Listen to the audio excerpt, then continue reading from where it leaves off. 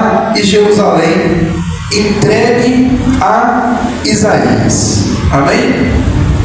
Na verdade, o texto está dizendo aqui que é uma visão, uma profecia, amém? Que foi entregue, algo que estava por vir, que foi entregue a Isaías. Foi entregue de uma vez, mas algo que estaria por vir, uma profecia, amém? Que é o que nós vemos nos dias de hoje. Só que as pessoas trocaram a profecia por adivinhações. A adivinhação não provém do Senhor, amém? Do Senhor vem profecias. A adivinhação é outro, pega outro caso, outra situação. Então, profeta, igreja, não faz adivinhações. Profeta, profetiza. Outra coisa, vocês vão ver que coisa fantástica, né? Diz assim, ó, essa profecia foi entregue a Isaías, filho de Amós, nos dias de Uzias, rei Uzias, rei Jotão, rei Acaz e o rei Ezequias, reis de Judá. Vocês não vão lembrar, né? Porque não estão abertos a Bíblia.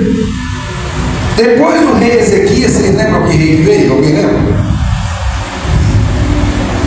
Depois do Ezequias, que veio o rei Manassés. Você sabe o que o Manassés fez? Alguém sabe? Cerrou Isaías ao meio. Foi ele que mandou cerrar Isaías ao meio. Amém?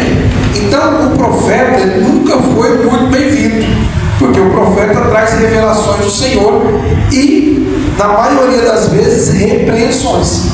Então ele foi aceito durante esse tempo, durante esses reis aqui, mas quando chegou no reinado de Manassés, não foi aceita a profecia dele e cerraram ele ao meio, né? Os profetas de hoje é engraçado, eles ficam ricos, andam de Ferrari, de Porsche, uns trem diferente, né? Como que evoluiu as profecias, porque profetiza só o que é bom para quem está ouvindo. Bom no sentido de ser o que a pessoa quer ouvir, não no sentido de ser bom, porque quem tem discernimento sabe que bom vai ter uma vida com Deus, né? Mas vamos continuar o texto aqui. Então, foi nesse contexto aí, desses reinados, e interessante que aos reinos de Judá, amém? Então foi ao reino de Judá, não foram das 10 tribos do reino do norte, mas do reino do sul, e a gente está focado mais no reino do sul esses dias, vocês se prepararam. Por quê? Porque Jesus, igreja, é da linhagem de Judá, e os reinos do sul, eles ali eram para ser pessoas mais ligadas a Deus, né? Mas você vê que eles tinham uma grande dificuldade. E a dificuldade do povo daquela época é a mesma dificuldade do povo de hoje. E qual é essa dificuldade, igreja? Obedecer a palavra de Deus. E a dificuldade maior é em obedecer a palavra de Deus por completo. Porque a gente entende umas coisas interessantes. A gente às vezes acha, eu estou obedecendo 90%, então tá bom. 90% de obediência, na verdade, é desobediência para Deus. Não entendi, eu vou facilitar. A gente conhece muito bem a história do rei Saul, né? Quando ele foi exercer o juízo de Deus, e Deus falou para ele: você vai exterminar tudo, né? Tudo vai ser como uma anátema, como maldição, você acaba com tudo. O que ele fez? Trouxe alguns bois e o rei vivo. E o Senhor considerou isso como o quê? Desobediência. Então ele pode ter obedecido 95%, mas aquilo que ele fez considerou tudo como desobediência. Então não adianta a gente obedecer a palavra de Deus em partes, porque isso para Deus é o mesmo que desobediência. Ou obedece em tudo, ou é desobediência. Por isso todos nós temos essa dificuldade em obedecer a Deus. Amém? E com o povo de Deus, né, da tribo do Senhor Jesus, aqui, o povo de Deus não era diferente. Então esse povo hoje é representado por quê? Pela igreja. O povo de Deus hoje é a igreja. Diz assim, ouve, ó céus, presta atenção, ó terra. Versículo 2: eis que assim diz Yahvé, o Senhor. Então o profeta inicia chamando céus e terra como testemunha do que está sendo feito. Amém? Olha só. Criei filhos e os fiz desenvolver. Todavia eles se revoltaram contra a minha pessoa. Deus está dizendo que fez o quê? Ele criou os filhos e fez a gente crescer, desenvolver. Só que depois que o povo desenvolveu, cresceu, o que eles fizeram? Se revoltaram contra a minha pessoa. Às vezes nós, como pais, participamos disso também. A gente pega o filho, cria ele, desenvolve ele, e depois que cresce, o que ele faz? Se revolta contra a figura do pai e da mãe e se rebela. E isso é interessante, porque a palavra de Deus fala assim: e rebelar-se contra Deus é andar no pecado. É o pecado, né, igreja? Que faz a gente se rebelar contra Deus, se afastar do Senhor. Vai nos dizer aqui o que o pecado faz. Primeira coisa, igreja: o pecado, ele embrutece. Amém? De que maneira? Olha só, versículo 3: o boi, ele reconhece o seu dono, e o jumento conhece o local onde seu senhor costuma depositar o alimento diário. Contudo, Israel não deseja me compreender. O meu próprio povo não age com sabedoria. O que a palavra está dizendo que o pecado faz? Duas coisas: ele embrutece e emburrece. Então a pessoa fica burra e bruta quando está no pecado, que é igual, que a palavra está dizendo que ela é pior do que um boi e um jumento, porque o boi e o jumento está tendo mais sabedoria do que o seu povo. Então o boi e o jumento têm mais inteligência do que o ser humano. É o que está dizendo o texto, porque está dizendo que o boi, de novo, ó, o boi, ele reconhece o seu dono, e o jumento conhece o local onde o seu senhor costuma depositar seu alimento diário. Contudo, Israel não deseja me compreender. O meu próprio povo não age com sabedoria. Olha que grave o Senhor está dizendo, igreja. O meu povo, ele não deseja me compreender. Não é desejo do coração do povo de Deus compreender a Deus. Por não compreender a Deus, falta o quê? O conhecimento. E por não ter conhecimento e compreensão de Deus, o que entra? O sofrimento. Amém? E vocês vão entender isso aqui. Continua o versículo 4. Ah, que tristeza! Nação pecadora, povo carregado de malignidade, raça de perversos, filhos que amam a corrupção. Eis que abandonaram o Eterno e desprezaram o Santíssimo de Israel e afastaram-se do... Então o pecado, ele embrutece, ele emburrece e ele afasta o homem da presença de Deus. Toda vez que a pessoa está no pecado, ela tende a se afastar da presença de Deus. Pastor, por que as igrejas estão cheias de pessoas que continuam uma vida pecaminosa? Porque essa igreja não tem a presença de Deus. Porque se a igreja tiver a presença de Deus, é impossível disso acontecer. Porque se o pecado afasta o homem da presença de Deus, como é que vai estar todo mundo junto?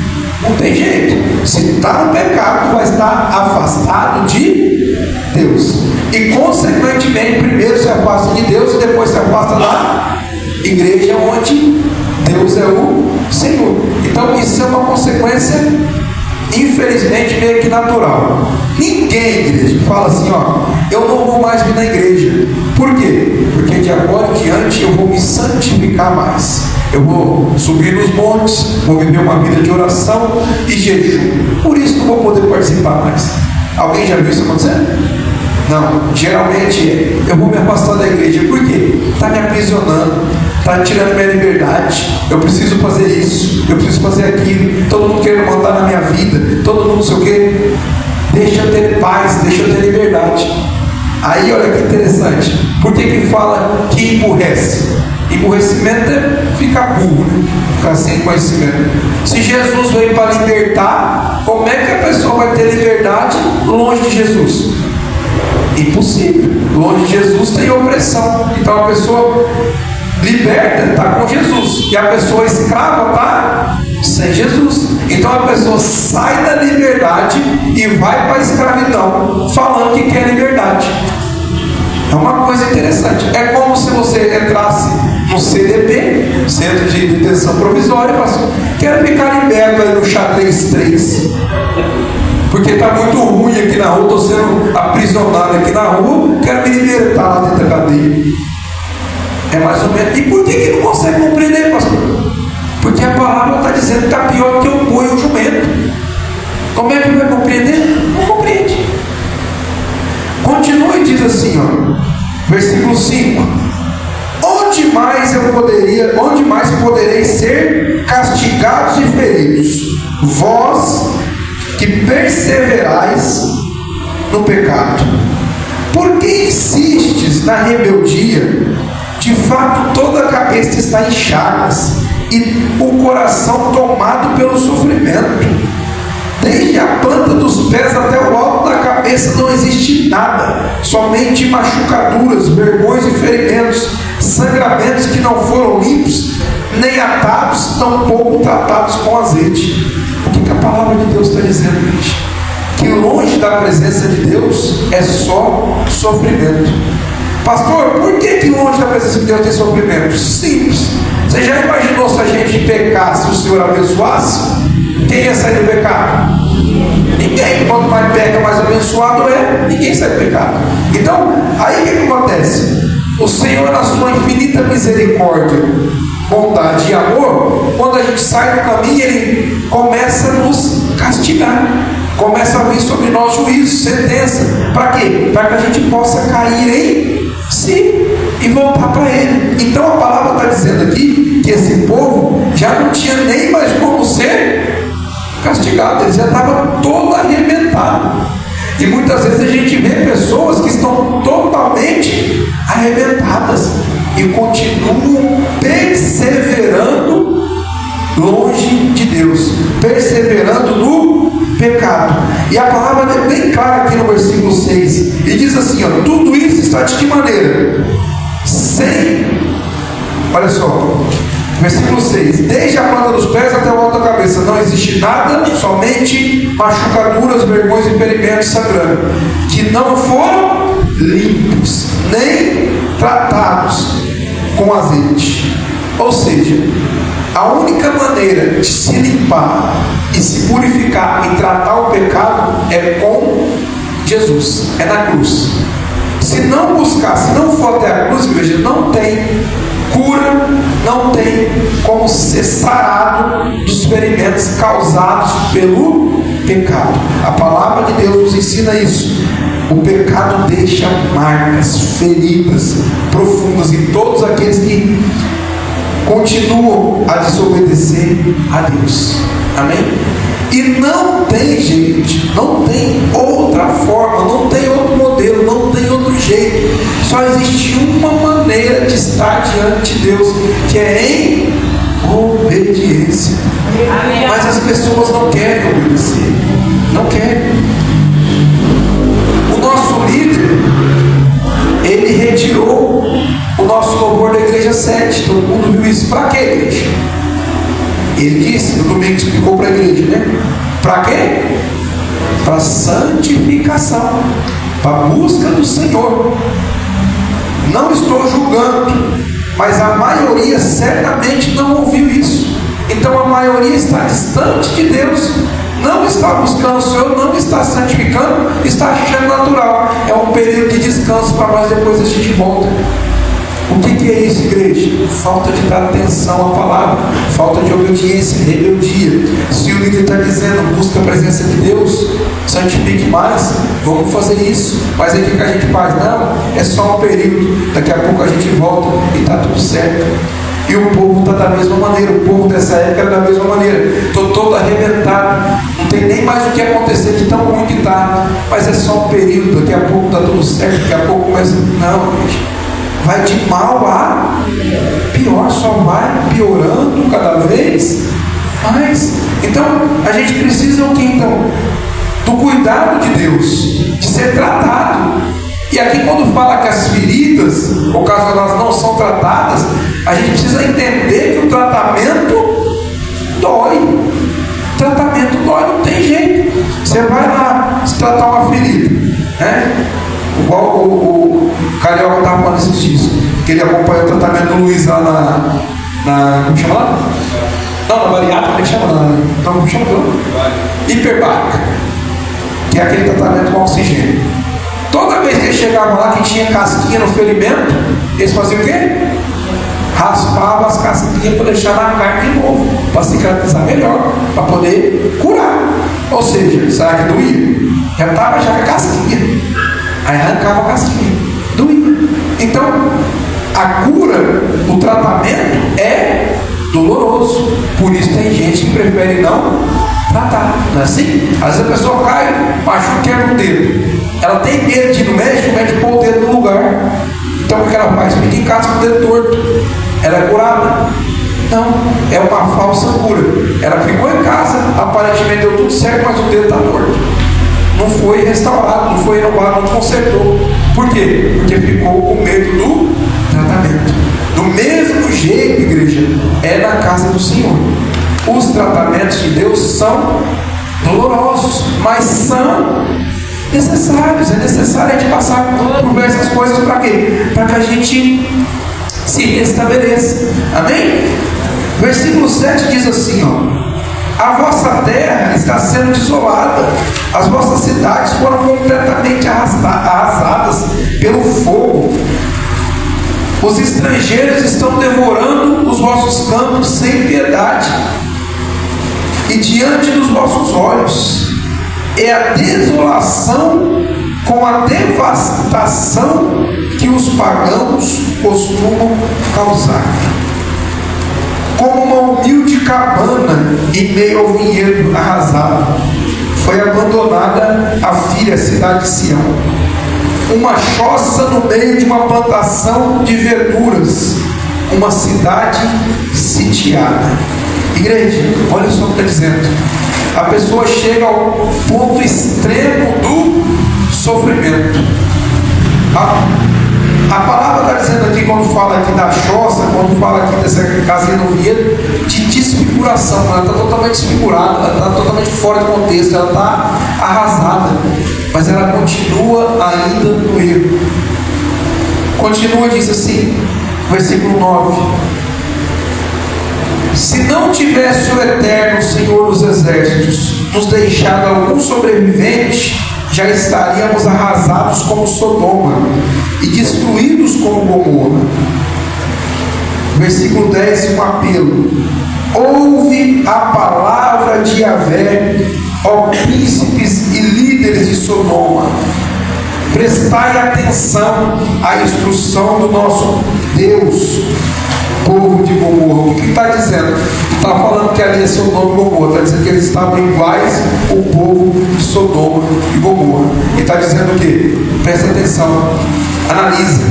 É a mesma coisa que a gente vê nesse carnaval, velho. Isso aí está aqui nem Sodoma e Gomorra, igualzinho. Amém? E os líderes fazendo o quê? Querendo dizer que dá para ir no carnaval evangelizar, querendo dizer que é natural uma cantora ir lá e abrir o carnaval. Gente, tem isso, não tem como. Infelizmente, não tem jeito. Aí dá uma de bobo, pessoas altamente cultas, com extremo conhecimento da palavra do Senhor. Ah, não, me fala qual que é o ritmo do Senhor. Certamente o ritmo do Senhor não é o da sensualidade, da prostituição. Isso é certo que não é. Ah, qual que é? O que é, eu não sei, mas o que não é, está bem claro. Por que, igreja? O que eu falei para vocês aqui, acho que na quinta-feira?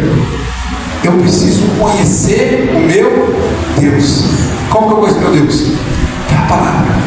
Então, eu não preciso perguntar, Senhor, tal ritmo é do Senhor? Não. Pelo que eu conheço dele, a sensualidade trazida por aquele ritmo não é do Senhor. Então, por eu saber a essência, eu sei como ele é. Eu conheço Porque eu conheço a palavra, eu conheço Ele. Ele é a palavra. Então eu não preciso de uma resposta. Ah, não, eu não gosto disso. Não, eu consigo analisar isso pela pessoa dele, porque ele é pela palavra. Amém? Só que aí as pessoas fingem de bobas e continuam vivendo de uma maneira desregada diante da presença do Senhor. Versículo 11, olha que coisa da hora isso aqui. Indaga o Senhor: que me importam os vossos inúmeros sacrifícios? Para que me trazeis tantos holocaustos? Eis que estou farto de sacrifícios queimados, de carneiros e da gordura de novilhos cevados. Ora, não tenho nenhum prazer no sangue de novilhos, de cordeiros e de bodes. Sabe o que o Senhor está dizendo, igreja? Ele não quer sacrifício, ele quer obediência. E sabe o que o povo fez? O povo foi lá, pegou a lei do livro dos levitas, dos levíticos, né? Pegou a lei de Levíticos, olhou e falou: pecado, sacrifício. E começaram a sacrificar cada vez mais e a fazer festas religiosas cada vez mais. E o Senhor está falando que ele odeia, que isso aí não está servindo para nada, isso está sendo insuportável. Olha só que interessante, vamos continuar, eu vou explicar mais sobre isso. Quando vinde a minha presença, quem vos pediu que pisasse os meus átrios? Basta de trazer oferendas sem sentido. Elas são para mim como incenso abominável. Luas novas, sábados e celebrações, não consigo suportar nenhuma das vossas reuniões. Olha aqui. E assembleias, todas sempre repletas de iniquidade. As vossas comemorações de lua nova, as vossas festas fixas, eu as tenho detestado. Versículo 14: as vossas comemorações de lua nova, as vossas festas fixas, eu tenho detestado. Tornaram-se um fardo repugnante para mim. Estou cansado de suportar tais atitudes. Quando estenderdes as mãos, eis que esconderei os olhos de vós. Eis que ainda que multiplique as vossas orações, não mais as ouvirei. Igreja, sabe o que está dizendo o texto aí? Que o povo ele começa a trocar a obediência por sacrifícios. Aí eles começam a aumentar a intenção das festas religiosas, dos cultos religiosos, para facilitar. O povo começou a trazer mais carneiro, a trazer mais boi. Então está em pecado, o povo começa a ir mais em culto, começa a ouvir mais, começa a participar mais, aí começa a fazer mais festas, aí começa a fazer comemorações, e é dia disso, é dia de ações de graça, é dia de não sei o que, é culto não sei o que das maravilhas, é culto não sei do que, é campanha não sei da onde, começa a inventar moda para tentar colocar isso no lugar da obediência. Deus está falando que Ele não está suportando essas festas, suportando esses encontros, essas assembleias. É o culto a Deus. Ele não está mais suportando isso, porque ao invés de conserto, ao invés de obediência, aumenta-se a intensidade de coisas, de religiosidade, né? Coisas religiosas. Aí tem esses festivais e tem não sei o que, o povo de Deus vai inventando. Aí por isso que tem carnaval gospel, festa junina gospel, não sei o que, não sei das quantas, dia das mães do gospel, dia não sei o que, vai só aumentando as coisas, ao invés de obedecer a Deus. E Deus está dizendo: eu não estou aguentando mais isso, eu não quero isso. Quem falou que eu quero essa porcaria? Eu quero obediência. Aí Tem uma coisa terrível que diz aqui no último versículo que a gente leu. Olha só, vou até repetir. Quando, versículo 15 da igreja, quando estenderdes as mãos, eis que esconderei os olhos de vós, e ainda que, olha só, multipliqueis as vossas orações, não mais as ouvirei. Igreja, Deus não recebe nem oração de quem está vivendo uma vida iníqua. Então não adianta. Eu vou para um monte, passar a noite inteira orando, e Deus está nem aí, está só afastado. A iniquidade, o pecado, não consegue fazer isso não. Então não vai chegar para Deus. Deus não quer sacrifício. Ele não quer uma noite inteira ajoelhado orando. Ele quer obediência. Amém? Ele não quer que a gente chegue aqui todo dia para cultuar. Não, Ele quer que a gente cultue com a nossa vida. Então eu estou no meu trabalho, eu estou cultuando a Deus. Eu vou comprar uma carne no açougue, aquilo para a glória de Deus. Eu vou comer no restaurante para a glória de Deus. Eu vou festejar para a glória de Deus. Eu vou praticar um esporte para a glória de Deus. Tudo que eu fizer para a glória de Deus. Então eu vou cultuar a Deus com a minha vida. Não cultuar a Deus com coisas, não com momentos, não, com a minha vida. Deus, Ele quer a nossa vida. Então não adianta nada eu estar aqui na igreja no momento e estar lá no mundão no outro. Não adianta nada. E não adianta eu obrigar ninguém a fazer também essas coisas. Então presta atenção. Eu falo muitas vezes, isso é interessante. Não adianta, eu citei aqui o exemplo do Luan esses dias atrás, né? Perguntei para a mãe dele, falei, você gostaria que o Luan te obedecesse porque ele tem medo de você, né? Porque ele não quer te desagradar, ou porque ele não tem vontade de fazer aquilo que você pediu para ele não fazer? Aí assim ele disse, não, eu gostaria que partisse dele. Aí que está o problema, porque a Sirlene, como mãe natural e todos nós, quando um filho está obedecendo, a gente não sabe qual é a motivação. Então, se o Luan está obedecendo, ou seja, se ele não está indo onde ela falou que não era para ir, não interessa a motivação, ela entende isso como obediência. Já Deus é diferente, porque Deus enxerga o quê? O nosso coração. Então, eu não estou indo. Por que eu não estou indo? Se for porque eu estou obedecendo a Deus, Deus entende como obediência. Se for por qualquer outro motivo, é desobediência. Mesmo fazendo o que está dizendo para ser feito. Resumindo, eu vim para a igreja sem querer, é a mesma coisa de não vir. Então não adianta eu ouvir a palavra sem querer ouvir, é a mesma coisa de não ouvir para Deus, porque Deus, Ele não enxerga como nós enxergamos, Ele enxerga o coração. Então o pastor está aqui e ele vê todo mundo prestando atenção, e glória a Deus por isso, mas Deus está lá. Então Ele sabe se está prestando atenção ou não. Então uma vida com Deus, igreja, ela é muito diferente, é muito mais íntima, muito mais próxima e muito mais verdadeira. E poucos querem, mas isso também, igreja, a gente tem que se acostumar com isso. Poucos quererem é o natural, é o que vai acontecer. O caminho é estreito e apertado, e poucos são que encontrarão e passarão por ele. Largo e espaçoso é o caminho que leva à perdição, e muitos vão entrar por ele. Então presta atenção, muitos é no caminho largo e poucos é no caminho apertado. Então a gente não tem que ficar olhando a multidão para onde está indo. A multidão anda no caminho largo, o povo de Deus anda no caminho apertado.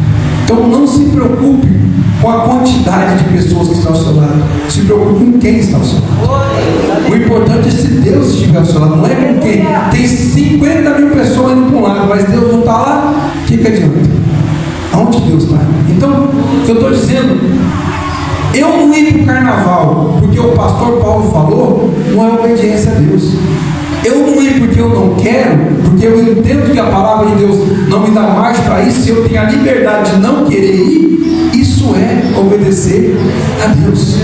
Eu estar orando porque o pastor Paulo falou que eu tenho que orar no mínimo 10 minutos, Deus não está ouvindo. Eu estar orando porque eu sinto falta, a ausência de Deus quando eu não oro e eu quero me aproximar mais dele, Deus está te ouvindo. Então, a vida com Deus é muito além do culto. E Deus está dizendo que esse culto, não esse aqui, não, mas esse tipo de culto, cheio de pomposidade, cheio de emoção, cheio de atração, Deus não está nem aí com isso. Queria saber, você acha que Deus está preocupado se a gente tem 2 levitas ou uma orquestra? Deus não está nem aí com isso. Deus quer saber da obediência, da motivação. Você acha que Deus quer saber se o louvor está impecável? Não, Deus quer saber da motivação, porque você está louvando. Não adianta estar impecável, por quê? Porque o Cadu está ali, então o Cadu manja, deixa eu fazer aqui, impecável. Deus não está nem aí com isso. Você entendeu? Agora, minha busca do impecável é porque eu quero agradar a Deus. Deus está no negócio. Mesmo que eu esteja fazendo errado, Deus enxerga o coração, a motivação do meu coração. Então, a obediência não é um estágio de fazer o que Deus manda ou o que Deus não manda. A obediência é um estágio de querer fazer o que Deus manda. Amém? É diferente eu querer e eu fazer. Às vezes eu faço muita coisa, mas eu não quero fazer. Não é assim que funciona? Seu patrão fala para você, ó, dá uma limpadinha ali para mim. Você tem que ir lá. Mas você vai, murmurando, mas vai. Não quer dizer nada. É igual com Deus. Ah não, culto de novo. Nossa, domingo. Aí o pastor ainda falou, quem puder vai lá na sede, tá? Ah, pelo amor de Deus, de novo, não aguento mais. Não vai, querido, não vai. É liberdade, não é opressão, não é prisão, é liberdade. Eu não quero, não precisa nem me falar, pastor, eu queria ir, não tem problema nenhum, não vai, porque Deus sabe, e a gente tem que dar satisfação é para Deus, e Deus sabe. Então, se eu desejo ir, por que eu vou? Ah, porque eu tenho que ir lá. Não, eu indo ou não indo não vai mudar nada, mas eu quero ir, então por isso que eu vou. Se eu não quisesse, mas gente, fica à vontade, ela vai dar tudo certo, vou estar orando por vocês, né? Então eles falam assim, vamos estar lá em espírito. Agora virou Deus agora, para o espírito estar no lugar de outro. Então, né? É cada um que a gente ouve. Continua o texto de igreja, diz assim, olha aqui, que maravilha.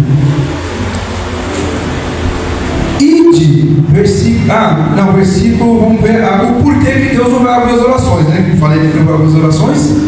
Não mais ouvirei as suas orações, porquanto as vossas mãos estão condenadas, cheias de sangue inocente. Ide e lavai, purificai-vos, tirai da minha vista as vossas muitas más obras. Cessai diariamente de praticar o mal. O que está dizendo esse versículo? Arrepender e converter. É só isso, gente. Se arrepender e converter. O povo vem para a igreja, mas não tem arrependimento nem conversão. E já é crente há muitos anos. Ah, vou fazer agora júbilo de ouro, 50 anos da igreja. Não se converteu e não se arrependeu. Está adiantando nada ter 50 anos de igreja. Os jovens, eu quero me batizar. Vai lá tomar um banho. Não se converteu e não se arrependeu. O batismo é para quê? Para arrependimento dos pecados. Não se arrependeu. É o quê? Banho. Vai lá tomar banho. Por isso que a gente vai na água barrenta, porque se quiser um banho vai ser já sujo para aprender. É, assim funciona. Porque o batismo sem arrependimento e conversão é apenas um banho, mais nada. Estão entendendo? Aí a pessoa quer fazer as coisas do Senhor, mas não quer se arrepender, não quer se converter, não vai adiantar nada. Eu escutei alguém dizendo assim, naquela abertura de show, não foi isso não, eu escutei. Foi o Silas Malafaia. Eu vou falar com o de Deus, isso vai chegar lá para ele, né? Silas Malafaia, ele estava dando a desculpa do porquê que a bateria era boa lá no carnaval. Aí por você que fica aí sentado sem fazer nada, deixa eu te dar os dados. 250 pessoas se entregaram para Jesus. 400 jovens deram atenção à palavra. Que pessoa baseada em quê? Como é que eu vou lá no carnaval, prego para a pessoa, vou embora, nunca mais vejo e entendo que 250 pessoas foram convertidas baseado em quê? Como é que eu vou saber que eu converti alguém naquele carnaval? No carnaval de 2035, se Jesus tiver voltado. Aí eu vou saber se surtiu efeito naquele dia. Então a pessoa vem falar, eu aceito Jesus, igreja, isso não quer dizer nada. Porque a aceitação sem arrependimento e conversão não é nada. Qual que é o problema hoje em dia? A gente está querendo fazer um lugar do Espírito Santo. Eu preciso de mais gente na igreja. Eu preciso de trazer pessoas. Não. A ordem para a igreja é ide e pregar e o evangelho. Quem traz, quem convence de arrependimento é o Espírito Santo. Vocês estão entendendo? Então, não adianta eu querer fazer do Espírito Santo, porque eu consigo encher a igreja? Consigo, mas de pessoas não convertidas e não arrependidas. Não adianta nada. Só serve de pedra de tropeço. Você já pensou? O pastor vai lá prestar conta para Deus de uma igreja de 50 pessoas. Tinha 50 pessoas, 45 foram salvas, 5 deu ruim. Mas eu vi aqui que o senhor pregou, eles não quiseram, foi o livre-arbítrio. O senhor vai ter galardão para essas 45. Pode ir. Agora, 1000 pessoas, pastor. Nossa, 990 foram para o inferno. E aí? Por que essas pessoas foram para lá? O que o senhor estava fazendo esse tempo todo, o senhor não pregou para lá? Quem que mandou o senhor fazer festinha? Quem que mandou o senhor ficar fazendo encontro de jovens à base de luz negra e fumaça? Quem que mandou você ficar fazendo carnaval na igreja para segurar jovens? Quem que mandou você ficar tendo essa criatividade toda? E agora? O que a gente vai fazer? 990 jovens se perderam. O que a gente vai fazer? Você também vai junto, você aprender a parar. É assim que funciona. Vocês estão entendendo? Então, quanto mais ele é dado, mais será cobrado. A gente precisa de uma base fixa, de uma base, uma estrutura forte, não de um monte de gente. O reino não é feito de um monte de gente. O reino é feito de pessoas, homens e mulheres de Deus. Nós não precisamos de um grupo de jovens com 500 jovens. Nós precisamos de ter jovens entregues a Deus. Tem 2 jovens. Ótimo. 2 jovens de Deus. Melhor do que ter 1000 jovens numa festa rave do Senhor. Vocês estão entendendo o que eu estou dizendo? Ou melhor, vocês estão entendendo o que o Isaías estava dizendo? Amém?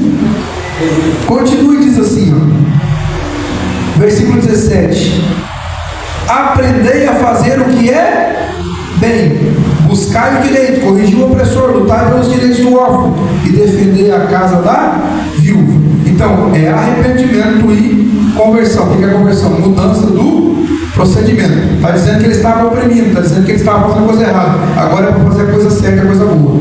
Amém? E depois disso tudo, o Senhor não está abandonando ninguém aqui não, igreja. Presta atenção. Então, sim, vinde.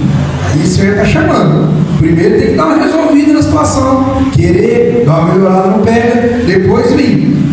Vinde e arrazoemos, diz Yahvé. O que é arrazoar? Conversar. Voltar à razão. Porque quando perdeu a razão? Quando se enfiou no pecado. Ficou pior que um burro, pior que um jumento e um burro. Perdeu a razão. Tá pior que um animal irracional, sem razão. Né? O que o Senhor está falando? Arrazoemos. Vamos voltar à razão. Vamos conversar. Deixa eu te dar aqui algumas situações para você. E aí o que acontece? Continua. Ainda que os vossos pecados sejam como o escarlate, eles se tornarão alvos como a neve. Ainda que sejam vermelhos como o carmesim, se tornarão brancos como a lã. Amém? O vermelho escarlate aí é um vermelho escuro, bem forte. Amém? Então, mesmo que o pecado fosse dessa maneira, né, bem tinto ali, bem composto, bem forte, quando a gente chega no Senhor Jesus, quando chega até a cruz, esse pecado ele é limpo, purificado, e fica alvo é branco como a neve, né? Brancos como a lã, como um algodão.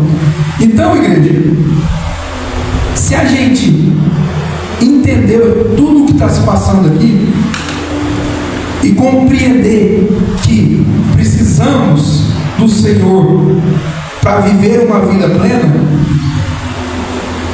que precisamos do Senhor para purificar o nosso pecado, nós viveremos de uma maneira diferente. E olha só que é uma sequência. Depois disso tudo, veio 19. Se quiseres. Se quiser. Então, igreja, presta atenção. Não é por força, nem por violência, nem obrigando ninguém a fazer nada. É se quiseres. E me ouvires, comerei o melhor desta terra. Esse povo que está ouvindo isso é o mesmo povo que o Senhor acabou de dizer, ó, vocês estão todos arrebentados, não tem nem lugar mais de ferida no corpo de vocês, suas feridas não foram tratadas, não foi cuidado, não tem nem mais coisa ruim para acontecer, então, vocês estão na lama, vocês estão tudo arrebentados, mas se quiseres e me ouvides, comereis o melhor dessa terra. É bem simples, está vivendo uma vida caótica, mas se quiser e ouvir a palavra, pode viver o melhor dessa terra. Então, Deus não tem o pior da terra para nós. Deus não tem sofrimento para nós. Deus não tem penitência para nós. Não. A palavra é bem clara. Se quiseres e me ouvires, comereis o melhor dessa terra. O melhor que a terra tem para nos dar é o que o Senhor tem a oferecer. Mas a gente tem que fazer o quê? Querer, ouvir. E é em tudo, igreja. Por exemplo, vamos lá. Tinha que falar um pouquinho sobre isso, senão a gente ia acabar um pouco sem falar disso, né? Está lá os pais aqui a vida inteira ouvindo: corrige o seu filho. Se quiser e ouvir, você vai lá e corrige. E aí você vai ter um filho obediente. Está escrito aqui. Se não quiser e não ouvir, não tem problema nenhum. Seu filho não vai ser obediente, você vai sofrer. Então, é em tudo. Se quiseres e me ouvires, a mulher quer ser uma mulher sábia? Se quiseres e ouvires, você vai ter um casamento maravilhoso. Se não quiser, fica do jeito que está. É assim que funciona. Lá no serviço, se quiseres e me ouvires, que é a palavra de Deus fala para te fazer? Para a gente trabalhar para o nosso patrão como se estivesse trabalhando para Deus, fazendo o que é certo e com vontade, dando o nosso melhor. Se quiser e ouvir, vai comer o melhor dessa terra, mas não vou trabalhar murmurando, fazendo o que é errado de qualquer jeito, vai dar ruim. Então é só uma questão de ouvir, de querer ouvir e colocar em prática, porque só ouvir não vai adiantar nada, precisa de colocar em prática. E colocar em prática é o quê? Obedecer. Versículo 20, Caduzinho, nós já vamos finalizar a parte A do versículo 20. Contudo, se recusardes e fordes rebeldes, sereis todos devorados à espada.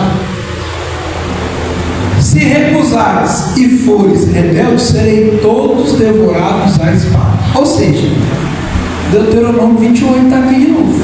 Amém? Se obedecer e fizer as coisas boas, bênção. Se não quiser obedecer, maldição. Pastor, mas por que tem que ser assim? Porque a boca do Senhor disse. Ah, pastor, mas eu não concordo. Ah, mas o Senhor... Não é eu. Porque a boca do Senhor disse. Então, igreja, já passou da hora da gente começar a dar ouvidos para o que o Senhor tem a nos dizer. Enquanto isso não ocorre, de quem que é o sofrimento? Nosso mesmo.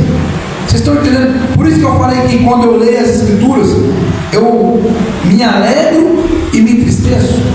Porque eu me alegro porque o Senhor me deu a graça e a misericórdia sobre a minha vida para eu poder compreender o que está escrito aqui e praticar. E aí eu olho para o rebanho que o Senhor colocou diante da minha responsabilidade e vejo uma dificuldade de praticar. E diante dessa dificuldade eu vejo a consequência que está gerando essa dificuldade. E eu não posso fazer nada, porque o Senhor disse que iria ser assim. Não tem outro jeito, porque o Senhor é justo, gente. Não tem outro caminho, não tem outra maneira. É só desse jeito, é só dessa maneira, é só dessa forma. Se quiseres e ouvides, comereis o melhor dessa terra. Então, não tem outra maneira. O me ouvides é obedecer. Simples, facinho. Aí, igreja, o Manassés ouviu isso aqui. Sabe o que ele fez? Serra o profeta no meio. Matou o profeta Isaías. O que mudou na vida dele?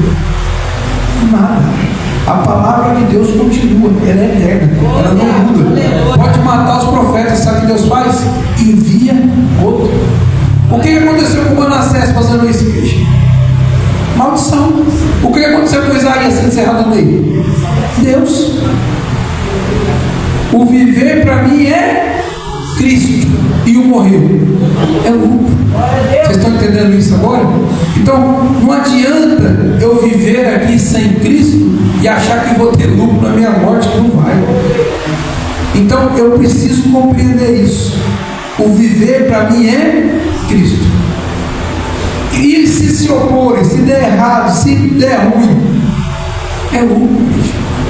É por isso que os discípulos, que os apóstolos, eles entregavam a sua vida por Jesus, completamente. Eles desafiaram qualquer um. É o Herodes. João Batista olha, você é um pecador, você está com a mulher do seu irmão, inferno para você. Não vai arrancar a sua cabeça. Nossa, que pena que vai arrancar a minha cabeça. Não, está nem aí. Vai arrancar a cabeça, eu vou para Deus. Deus vai arrancar a sua no inferno. Vocês estão entendendo? Então, não existe outro caminho e nada mudou. O nosso Deus não mudou, o Evangelho não mudou, a palavra não mudou, as pessoas não mudaram, só o que mudou foi a tecnologia. Amém? Então agora nós temos uma live, a palavra aí a mais pessoas, mas a palavra não mudou, a tecnologia mudou. Antigamente tinha que ficar, afastava o barco, direção ao vento para lá, as ondas sonoras, o mar levava, então não tinha tecnologia para falar para muita gente, tinha que usar as técnicas. O som propagava para todo mundo. Hoje nós temos caixa de som, mas a palavra não mudou. A palavra é a mesma. Amém? E sempre será a mesma. Então, gente, por mais difícil que seja, por mais duro que seja, só existe um caminho, e é o caminho da obediência, que é o caminho da verdade, que é o caminho da vida, que é o Senhor Jesus. Não tem outro. Então, não adianta a gente procrastinar, não adianta a gente fazer de qualquer maneira, não adianta a gente não querer em nosso coração e fazer sem querer, porque Deus não está preocupado com as nossas obras, Ele está preocupado com o nosso coração. O negócio é a obediência, não são as obras. Então, o Senhor quer que faça aquilo ali, eu vou lá fazer. Não, Ele está de olho no seu coração. Pastor Paulo, vou pregar lá na Santa Casa, ótimo. Chegar lá na Santa Casa, vou levar o Cadu para fazer a mídia. Vai tirando foto aqui, Cadu. Faz o enfermo curado. Dor de cabeça curada. Para a honra do Pastor Paulo. Pastor Paulo foi lá na Santa Casa. 15 pessoas curadas. 25 aceitaram Jesus, 13 ouviram a palavra. Que bênção! E o coração do Pastor Paulo? Cadê os likes que eu não vi ainda? O que adiantou isso? Nada. Pastor Paulo foi na Santa Casa pregar, ninguém ficou sabendo. Foi rejeitado nos primeiros 3 quartos. Uma pessoa ouviu e não sabemos se aceitou. Resultado final: a glória de Deus. Amém? Porque não interessa os números para Deus. O que interessa? Qual que foi a motivação do pastor Paulo? Levar a palavra até quem estava enfermo. Glória a Deus. Amém? Qual foi a motivação do pastor Paulo? Os likes. Fez muita coisa, não adiantou nada. Vamos lá distribuir cesta básica na favela. Bom, câmeras em cima. 1.000 famílias foram agraciadas com a cesta básica. Tira a foto aqui. Não adiantou nada. Só tinha 1 quilo de arroz. Vizinho passando fome, deu meio para o vizinho. Ninguém viu, ninguém ficou sabendo. Mas isso foi para a glória de Deus. Aleluia. Vocês estão entendendo o que eu estou dizendo? Então, o que a gente vai fazer precisa ser de todo o coração. E Deus em primeiro lugar, porque tudo que nós precisamos está em Deus. Não adianta, está em Deus. E o caminho para chegar a Deus foi o que nós vimos aqui. O caminho é esse. Primeira coisa, reconhecer que somos nada e que Ele é tudo. Primeira coisa. Então, o que Isaías está fazendo aqui, quando ele começa a apontar o pecado ali, ele não está julgando, não, ele só trouxe um espelho, está mostrando, ó, vocês são isso aqui. A palavra para nós é só um espelho. Então eu olho aqui e eu me enxergo nessas linhas. Então é só um espelho. O texto está dizendo, ó, você, pastor Paulo, é dessa forma aqui. E você precisa de mudar. Aí, pastor Paulo, você não está dessa forma aqui. Que bom, ótimo. Então o Espírito está para você. Mas ó, precisa de uma conversão. Ah, já converteu? Que bom. Então o Espírito está para você. Então precisa de um arrependimento. Ah, já se arrependeu? Ótimo, vamos para o segundo estágio. Então, se está tudo bem, pastor Paulo, se está maravilhoso, se o senhor está ouvindo a palavra, então você está comendo o melhor dessa terra. Estou. Ótimo, que bênção. Então, como a minha vida está perfeita, eu percebi que eu estou vivendo o que a palavra diz, comendo o melhor dessa terra. Ótimo.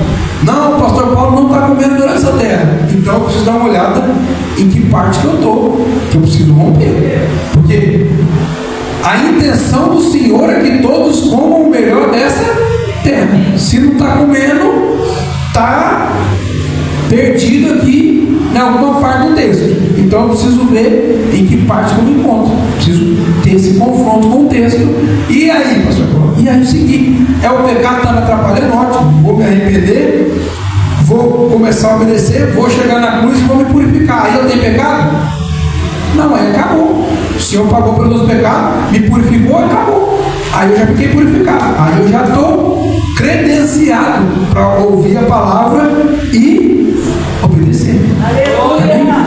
Porque não adianta, eu estou todo arrebentado. Ah, eu estou querendo ouvir, não quero ouvir. É bem simples. A gente vê, por exemplo, às vezes a gente está na Tiramponha e lá é mais claro isso. Os meninos, eles estão, às vezes, alguns, né, estão num estado deplorável de drogas, como que eu posso dizer? De vício. E aí eles chegam lá e eles querem ouvir a palavra. Por que ainda não teve a mudança? Porque precisava, antes de ouvir a palavra, reconhecer o estado que eles se encontram. Mas eles querem ouvir a palavra e querem mudar da mesma forma que está. Não vai acontecer. Então, primeira coisa, nossa, olha o estado que eu me encontro. Olha quem eu era, o que eu perdi. Olha que situação. Senhor, não posso. Eu preciso mudar. Aleluia. Eu preciso me arrepender. O que foi? O que eu estou fazendo de errado? Eu preciso me arrepender. Eu preciso me converter. Eu preciso me arrepender, me converter e chegar diante do Senhor. E aí os meus pecados serão lavados. E aí eu vou começar a ouvir a palavra e obedecer. Vocês estão entendendo? Porque às vezes a motivação está errada. Por que eu estou ouvindo ouvir a palavra? Qual a minha motivação? Esse é o problema. A motivação. Porque Deus enxerga o coração. Então qual a minha motivação? O porquê? Será que eu estou na igreja só para me ser melhor que os outros? Será que eu me sinto melhor que os outros e isso é o que me traz? Será que a minha santificação é para ser melhor que o outro? Será que eu estou orando para me expulsar demônio, para me aparecer, para todo mundo, ó, pastor Paulo está contra de expulsar demônio? Será que é isso a minha motivação de buscar Deus? Será que eu estou vindo na igreja e tendo um caminho mais reto para me poder falar para os outros? Você também, desse jeito que você está aí, vai para o inferno. Será que a minha motivação é essa? Será que eu só quero ser melhor do que o meu irmão? Será que eu quero que eu esteja certo? Eu estou certo que eu estou falando. Será que é só isso? Não, eu preciso querer Deus. Eu preciso querer a presença do Senhor. A minha motivação tem que ser o reino de Deus. A minha motivação tem que ser a mesma de João Batista. João Batista está tendo mais gente seguindo Jesus do que você. É necessário que ele cresça. Aleluia. E que ele diminua. Aleluia. Sabe como é que o João Batista está triste? João Batista está lotado aqui, lá com Jesus não tem ninguém. Aí que o João Batista fala: não estou cumprindo o meu propósito. O meu propósito é o quê? Preparar o caminho para ele. E o negócio está vindo para o meu lado, não estou cumprindo o meu propósito. Vocês estão entendendo? Então, quando o João Batista olhou, não tinha ninguém do lado dele, estava lotado lá com Jesus, ele pensou: que maravilha, agora eu já posso sair de cena. É o que eu precisava. É necessário que ele cresça e que eu diminua. Vocês estão entendendo? Então é assim que funciona quando a gente está em Deus. É necessário que ele cresça, e através das nossas vidas. Amém? É assim que ele vai crescer em meio ao povo, é assim que ele vai aparecer. Por quê, igreja? Os representantes de Deus na terra somos nós. O ímpio, ele não consegue ver Deus, mas ele consegue te ver. E sabe qual que é o prazer do ímpio? É uma igreja derrotada. O prazer do ímpio é falar assim: mas você está pior do que eu. Esse é o prazer do ímpio. Mas fulano de tal da sua igreja? Está me devendo. O ímpio enche a boca. Não me paga faz 6 meses. Pastor lá no ensino tem que pagar os outros. Não. Esse é o prazer do ímpio. Fulano de tal traiu não sei quem. Ixi, é na sua igreja? O marido dela está traindo ela lá na sua igreja. Eu estou com a minha mulher há 25 anos de casamento. E aí? Qual que é o problema? Por que um homem com 10 anos de igreja traiu uma mulher? Não era convertido. É simples. Porque se fosse, não teria traído. Então é bem simples. Por que acontece escândalos no meio da igreja? Porque pessoas não convertidas. Bem simples. Estava lá o Judas no meio dos 12. Por que ele fez o que fez? Não era convertido. É só isso. Ele gostava de dinheiro e continuou gostando de dinheiro. Não era convertido. Os outros mudaram, se converteram. Mateus largou tudo, o Pedro largou tudo, Filipe largou tudo. Então eles se arrependeram, né? Foram ter uma melhora, foram ter uma nova vida. Deixaram tudo e seguiram Jesus, diz o texto. Já o Judas queria tomar conta do dinheiro. Mas está adorando o Senhor assim? Se tivesse pegado esse vidro de bálsamo e tivesse vendido, teria poder ajudar os pobres. É um desperdício isso aí que você está fazendo. A pessoa está adorando a Jesus e está dizendo que é um desperdício. Poder estar usando dinheiro para outra coisa. O pensamento dele está na onde? Do mesmo jeito que estava no mundo. Para quem conhece, é o Filho de Deus. Esse pouco de óleo não é nada. Vamos ver se não tem um barril para derramar nele. E ainda seria. Aleluia! Vocês estão entendendo? É só uma questão de abrir a mente, de começar a compreender a palavra do Senhor. Amém? Glória a Deus. Feche seus olhos. Vamos agradecer o que o Senhor nos falou aqui esta manhã.